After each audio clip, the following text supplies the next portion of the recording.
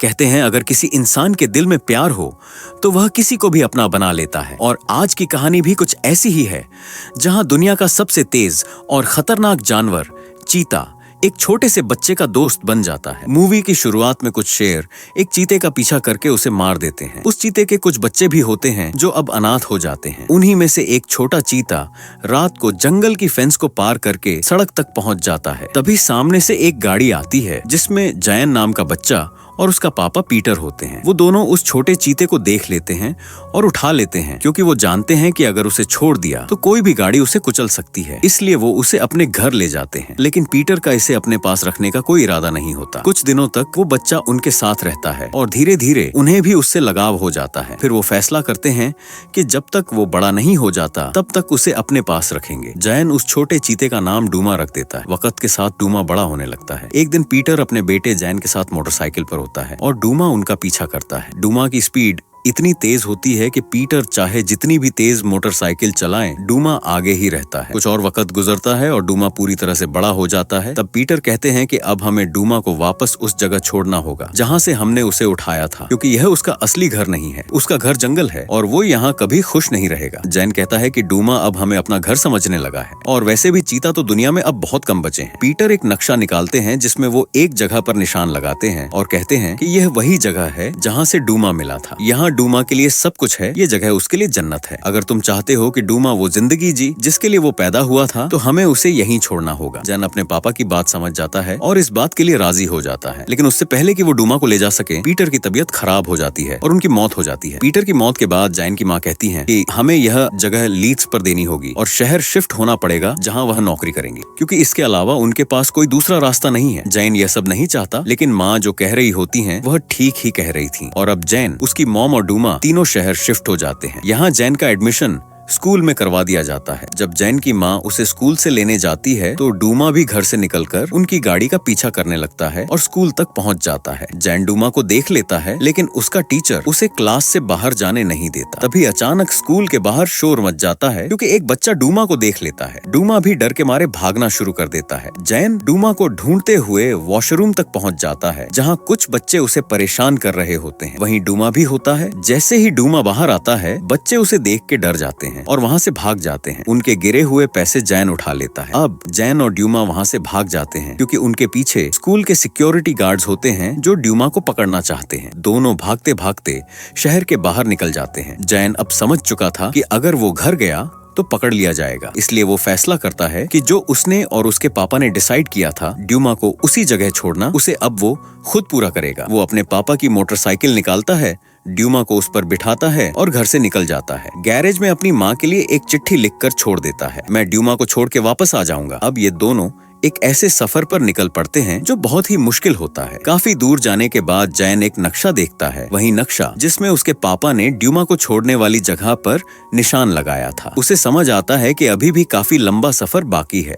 वो ड्यूमा को बाइक पर बिठाकर और आगे निकल जाता है, लेकिन कुछ दूर जाने के बाद उनकी बाइक का पेट्रोल खत्म हो जाता है। जैन बाइक को धक्का लगाता है और एक सुनसान जगह में पहुंच जाता है, जहां दूर दूर तक कुछ भी नहीं होता। थोड़ी देर बाद उसे एक क्रैश हुआ प्लेन दिखता है। जैन और ड्यूमा वहाँ आराम करने के लिए रुक जाते हैं। उनके पास न खाना होता है, न पानी और न ही पेट्रोल। दोनों थक जाते हैं, इसलिए जैन वहीं सो जाता है। तभी वहाँ एक आदमी आता है जिसका नाम रिप होता है। वो एक ड्रिफ्टर होता है जो बिना किसी काम के एक जगह से दूसरी जगह घूमता रहता है। रिप जैन की मोटरसाइकिल को लेकर जाने की कोशिश करता है, लेकिन इंजन की आवाज सुनकर जैन बाहर आ जाता है। जैन पूछता है, तुम क्या कर रहे हो? रिप कहता है, मैं साउथ जा रहा हूँ, तुम्हें इससे कोई प्रॉब्लम है? जैन कहता है, हम वेस्ट की तरफ जा रहे हैं। रिप पूछता है, हम? तुम्हारे साथ और कौन है? तभी ड्यूमा बाहर आता है। उसे देखकर रिप घबरा जाता है। जैन उससे कहता है, अगर तुम्हारे पास पानी है तो मैं तुम्हें राइड दे सकता हूँ, यानी कि अपनी बाइक पे तुम्हें आगे तक छोड़ सकता हूँ। रिप उसे पानी दे देता है। रिप फिर पूछता है, तुम्हारी मोटरसाइकिल स्टार्ट क्यों नहीं हो रही? जैन बताता है कि उसका पेट्रोल खत्म हो गया है, लेकिन उसके पास एक आइडिया होता है। प्लेन के अंदर उसे एक पैराशूट मिलता है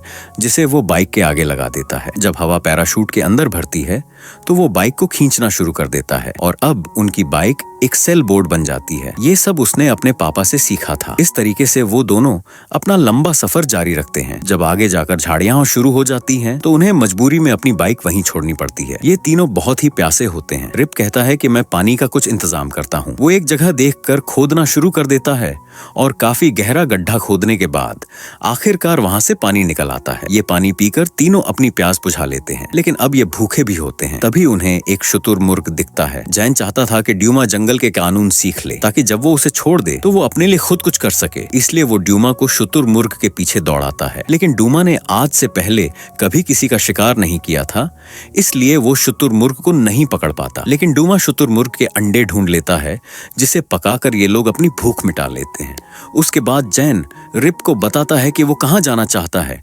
रिप कहता है कि जहाँ तुम जाना चाहते हो वो जगह यहाँ से काफी दूर है और वहाँ जाना मतलब मौत। जैन कहता है मैं डरता नहीं हूँ। रिप कहता है तुम्हें डरना चाहिए। थोड़ी देर सोचने के बाद रिप कहता है ठीक है, मैं तुम्हें आधे रास्ते तक छोड़ दूंगा, उसके बाद मैं अपने रास्ते चला जाऊंगा। अब ये तीनों वापस सफर पर निकल पड़ते हैं। जब जैन अपना कंपास चेक करता है तो उसे पता चलता है कि वो लोग वेस्ट की जगह नॉर्थ की तरफ जा रहे हैं, लेकिन वो फिलहाल रिप से कुछ नहीं कहता। जब ये लोग आगे बढ़ते हैं तो उन्हें कुछ खंडहर नजर आते हैं। तभी आसमान में एक हेलीकॉप्टर आता है। दरअसल ये हेलीकॉप्टर जैन को ढूंढने के लिए ही भेजा गया होता है। रिप उन्हें कहता है कि छुप जाओ और तीनों उन खंडहरों के अंदर छुप जाते हैं। हेलीकॉप्टर उन्हें नहीं ढूंढ पाता और वापस चला जाता है। ये लोग पूरी रात वहीं रुके रहते हैं। अगली सुबह जब ये लोग निकलने लगते हैं, तभी रिप को डायमंड्स की एक माइन मिलती है और वो उसके अंदर चला जाता है। बाहर जैन भी ड्यूमा को लेकर वहां से निकलने ही वाला होता है, क्योंकि अब उसे लगता है कि रिप उसे गलत रास्ते पर ले जा रहा है। लेकिन उससे पहले कि जैन निकलता, अंदर से रिप के चिल्लाने की आवाज आती है। जब जैन अंदर जाता है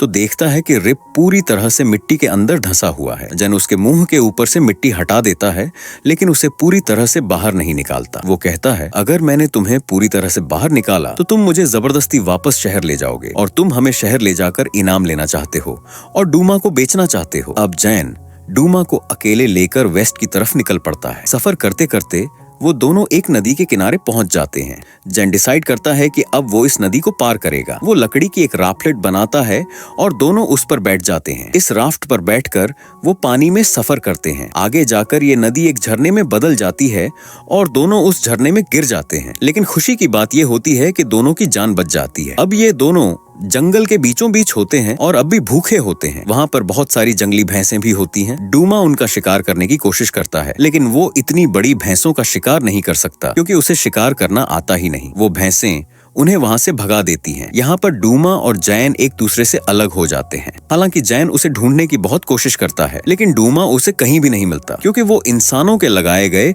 एक पिंजरे में फंस जाता है। अब यहाँ रात हो जाती है। जैन ड्यूमा को ढूंढ रहा होता है, तभी एक जंगली सुअर उसके पीछे पड़ जाता है। जैन उस जंगली सुअर से बचकर भागता है, लेकिन उसका पैर किसी चीज में अटक जाता है और वो नीचे गिर जाता है। जब रात को उसकी आंख खुलती है तो उसके सामने रिप बैठा होता है, जिसने ड्यूमा को भी पिंजरे से निकाल लिया था और जैन की भी जान बचा ली थी। अगले दिन सुबह जैन रिप से माफी मांगता है और रिप कहता है तुमने सही सोचा था। मैं भी यही सोच रहा था कि मैं तुम लोगों के बदले कितने पैसे कमा सकता हूँ, लेकिन अब मैं ऐसा नहीं करना चाहता। मैं तुम दोनों की मदद करना चाहता हूँ। फिर वो अपनी पूरी कहानी बताता है। वो बताता है कि उसने अपना गाँव और अपना परिवार छोड़कर शहर गया था पैसे कमाने, लेकिन वहाँ कुछ कमा नहीं पाया और जेल भी चला गया। अब वो वापस जेल नहीं जाना चाहता। यहाँ पर तीनों फिर से भूखे होते हैं, इसलिए शिकार करने की कोशिश करते हैं, लेकिन ड्यूमा एक बार फिर से हिरण का शिकार नहीं कर पाता। तीनों समझ जाते हैं कि आज रात उन्हें भूखा ही सोना पड़ेगा। तभी वह देखते हैं कि कुछ लोग कैंपिंग के लिए आए हुए हैं, जिनके पास बहुत सारा खाना होता है। रिप और जैन एक प्लान बनाते हैं। जैन उनके पास एक जख्मी लड़के बनकर जाता है। जब लोग उसकी शर्ट खोलते हैं तो उसके अंदर से सांप निकलता है। यह देखकर सब लोग डर के मारे वहाँ से भाग जाते हैं। रिप और जैन उनका सारा खाना ले जाते हैं। उसके बाद उन्हें एक नाव भी मिल जाती है, जिसमें बैठकर वे नदी के साथ साथ सफर करना शुरू कर देते हैं। जैन के पास जो कुछ पैसे होते हैं जो उसे स्कूल में मिले थे, वे पैसे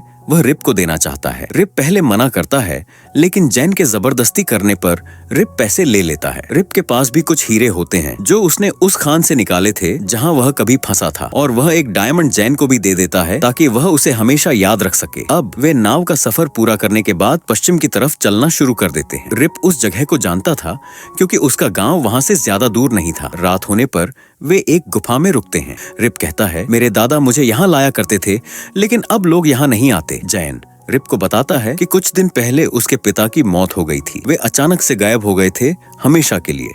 रिप कहता है, हम सब एक ही नदी में बह रहे हैं। कोई आज चला जाता है, कोई कल। हम सबको एक न एक दिन इस दुनिया को छोड़कर जाना ही होता है, लेकिन जब तक हम जिंदा हैं, हमें अपने कामों को अच्छे से करना चाहिए, अपनी जिम्मेदारियां निभानी चाहिए। वह जैन से कहता है, डूमा को उसके घर छोड़कर तुम भी अपनी माँ के पास लौट जाना। मैं भी अपने गांव, अपने परिवार के पास वापस जाऊंगा। पता नहीं मेरा परिवार मुझे माफ करेगा या नहीं। अगले दिन सुबह तीनों फिर से सफर शुरू कर देते हैं। जब ये लोग आगे बढ़ रहे होते हैं, तभी अचानक से बहुत सारी टेस से टेसे मक्खियां उन पर हमला कर देती हैं। ये मक्खियां बहुत ही खतरनाक होती हैं। ये इंसानों का खून चूसती हैं और साथ ही मरे हुए जानवरों को भी खा जाती हैं। रिप जैन को अपने कपड़े से पूरी तरह छुपा लेता है, लेकिन अपने आप को बचा नहीं पाता। बहुत सारी मक्खियां उसे बुरी तरह काट लेती हैं। जैसे जैसे दिन ढलता है, वैसे ही रिप की तबीयत खराब होने लगती है। उसका पूरा शरीर सूज जाता है और तभी वहां बारिश भी होने लगती है। बारिश के कारण उन्हें आग जलाने में भी बहुत मुश्किल होती है।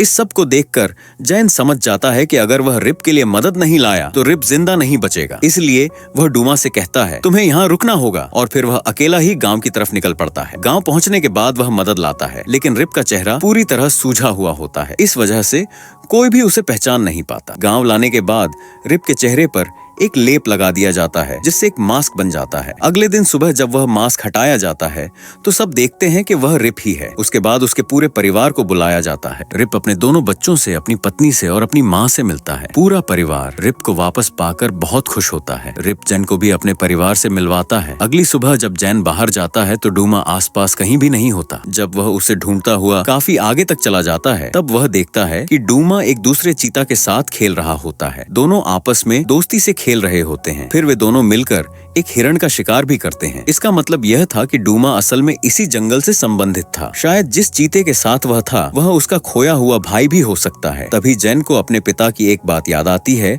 जब उन्होंने कहा था, डूमा जंगल से संबंधित है। अगर तुम उसे उसकी असली जिंदगी जीने दोगे जिसके लिए वह पैदा हुआ है, तो तुम्हें उसे उसकी जगह पर छोड़ना होगा। जैन डूमा को उसकी जगह छोड़ने का फैसला कर चुका था। वह डूमा के पास जाता है। दोनों एक दूसरे के गले लगते हैं। यह उन दोनों का गुड बाय होता है। इसके बाद जैन रिप के परिवार से मिलता है और फिर सीधा अपनी माँ के पास जाता है। जैन की माँ उसे वापस पाकर बहुत खुश होती है और उसे अपने गले लगा लेती है। और इसी के साथ यह शानदार मूवी यहीं खत्म हो जाती है।